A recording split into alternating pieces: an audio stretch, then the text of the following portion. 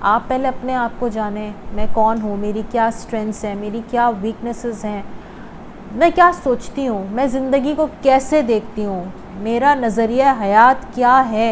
ये हम सबके पास ना कहीं लिखा हुआ, जैसे सिलेबस नहीं होता, आपके पास लिखा हुआ होना चाहिए। मेरे ये गोल्स हैं लाइफ के, मेरा अगले साल का ये गोल है। जैसे हमने पिछली किताब में पढ़ा था, अपनी अगली सालगिरह की तैयारी करें। किए कभी अपनी अगली सालगिरह की तैयारी?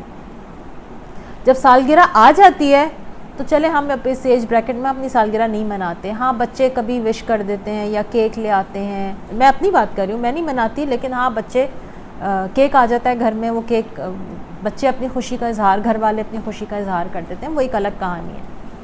पॉइंट जो मैं रेज़ करना चाह रही हूँ वो ये कि क्या कभी आपने सोचा कि मैं अगले साल इतने साल की हो जाऊँगी, तो मैं अगले साल जब इतने साल की हो जाऊँगी ना, तो उसकी तैयारी मैंने क्या की है? कभी सोचा है इस तरह भी देखें चीज़ों। अच्छा, और अगर आप इसको थोड़ा सा दीन के एस्पेक्ट से देखें तो दीन भी तो आपको यही सिखा रहा है कि आपने अपनी आने वाली ज़िंदगी यानी आखिरत की तैयारी करनी है। और आखिरत की तैयारी करने के लिए आपने काम कहाँ करना है? दुनिया में करना है। अब आप कहेंगे सालगिरह तो ईसाई मनाते, मैं तो मुसलमान हूँ, मैं तो नहीं मनाती सालगिरह। तो सालगिरह मनाने को नहीं कह रही हूँ मैं, मेरा पॉइंट ये है कि अपने उस आने वाले एक अगले साल की तैयारी कीजिए। इस अगले साल का मेरा ये टारगेट है, मेरा ये टास्क है, मैंने ये काम करना है।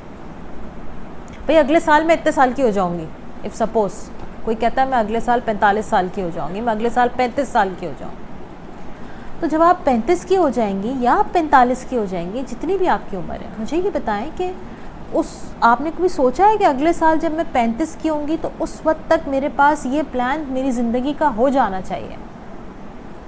मैंने अपने अंदर ये आदत डेवलप कर लेनी है, मैंने अपने बच्चों के साथ या हस्बैंड के साथ ये बॉन्ड डेवलप कर लेना है। कभी सोचा है हमने?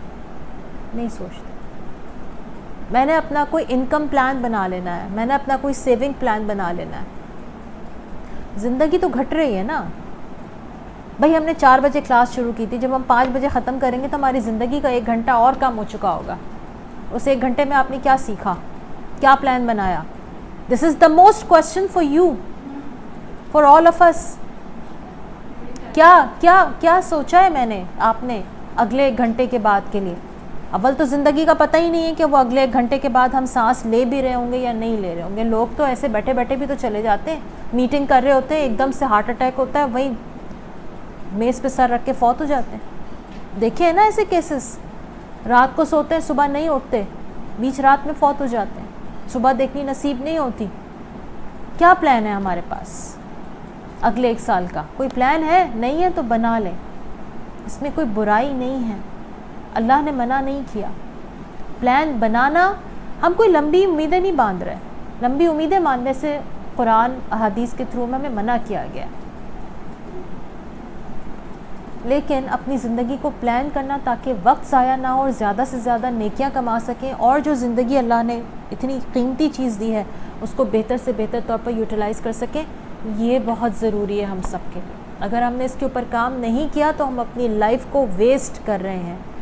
तो बेहतर होगा कि ये waste of time, waste of life छोड़ दें और कुछ प्लान स्टार्ट करें। और प्लान बनाने के लिए जितना आप लिखते हैं ना अपने थॉट्स को, वो बड़ा अच्छा रहता है। जितना आप लिखें उतना अच्छा है। लिखने से क्या होता है, आपका माइंड क्लियर होता है, आपके दिमाग में जो कुछ भी चल रहा होता है वो एक पेपर पे आ जाता है, और आपके लिए उन चीज़ों को अंडरस्टैंड करना,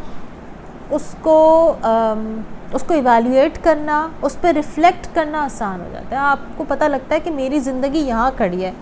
मैं अपने आप को बड़ा 30 मार खान समझ रही थी, मैंने ये किया, नहीं भाई मेरी ज़िंदगी यहाँ खड़ी, मुझे बहुत कुछ करना बाकी है। या बहुत से लोग इस फैंटेसी में होता है हमने बहुत कर लिया है भाई, लेकिन जब वो लिखते हैं ना तो उनको पता चलता है नहीं अभी इतना भी नहीं किया। मैं खामखा मैं अपने आप को बहुत कोई तोप चीज़ समझ रही थी, ऐसी तोप चीज़ नहीं हूँ मैं।